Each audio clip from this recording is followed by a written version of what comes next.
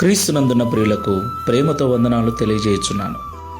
ఈరోజు దావీదు గారి ద్వారా దేవుడు మనకు చేస్తున్న వాగ్దానం ఏమిటనగా, కీర్తనల గ్రంథము 10వ కీర్తన 17వ చరణం. యెహోవా, లోకులు ఇకను భయకారకులు కాకుండానట్లు బాధపడు వారి కోరికను నీవు వినియున్నావు. ఆమెన్. నా ప్రియమైన సహోదరి సహోదరులారా, మనం ఆరాధించేటువంటి దేవుడు కరుణా సంపన్నుడు, దయగలిగిన వాడు, కనికరము గల దేవుడు. ఈ లోకంలో దిక్కులేని వారి ఎడల, బాధపరచబడు వారి ఎడల, త్రోసివేయబడు వారి ఎడల, వెలివేయబడిన వారి ఎడల కనికరము చూపే దేవుడై ఉన్నాడు. ఈ మాటలు వింటున్న ప్రియ సహోదరి సహోదరుడా, లోకులు నిన్ను బాధ పెడుతున్నారా?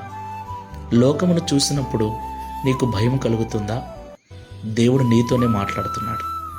లోకము చేత బాధించబడుతూ ఉన్నట్లయితే దేవుడు నీ ప్రార్థన విని ఉన్నాడు, నీ బాధను చూసి ఉన్నాడు. దేవునికి మహిమ కలుగునుగాక. నీవు నిరీక్షణతో ప్రార్థనాపూర్వకంగా నీ విన్నపములను దేవునికి తెలియచేయి. నన్నెవరు చూడట్లేదు, నా బాధను ఎవరు పట్టించుకోవట్లేదని నువ్వు అనుకోవద్దు. ఈ లోకంలో ఎవరు చూసినా చూడకపోయినా, ఎవరు పట్టించుకున్నా పట్టించుకోకపోయినా, నిన్ను నిర్మించిన వాడు నీకు తండ్రి అయి ఉన్నాడు, నిన్ను పుట్టించిన వాడు నీకు భర్త అయి ఉన్నాడు. ఆయన నీ బాధను పట్టించుకొని ఇంతకు మునుపే నీ బాధ ఆయన విని ఉన్నాడు. నువ్వు బాధ నుండి విడిపించమని ఆయన సన్నిధిలో పెట్టిన మొరను, నీ కోరికను ఆయన విని ఉన్నాడు. ధైర్యంగా ఉండు. ఇక ఎవరూ నిన్ను భయపెట్టరు.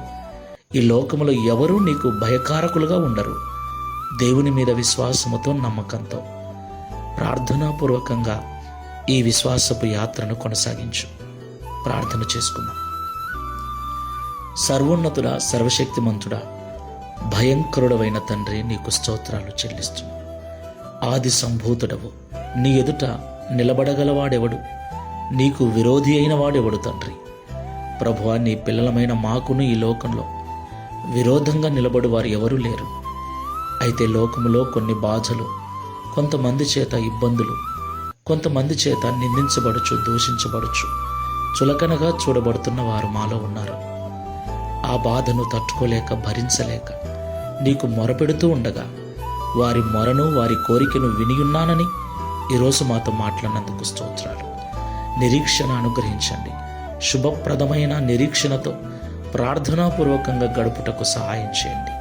ఒకరోజు విడుదల పొందుకొని ఏ భయము లేకుండా ప్రశాంతంగా జీవిస్తామన్న నిరీక్షణతో ప్రార్థనను వదలక, మందిరమును విడవక, విశ్వాసముతో ప్రార్థించే మనసును అనుగ్రహించమని, ఈ దిన వాగ్దానమును మా అందరి జీవితంలో నెరవేర్చి ఒక దినమున దావీదు వలె మేము కూడా సాక్ష్యం ఇచ్చినట్లుగా సహాయం చేయమని యేసు నామములో ప్రార్థిస్తున్నాము తండ్రి. Amen. Praise the Lord. God bless you.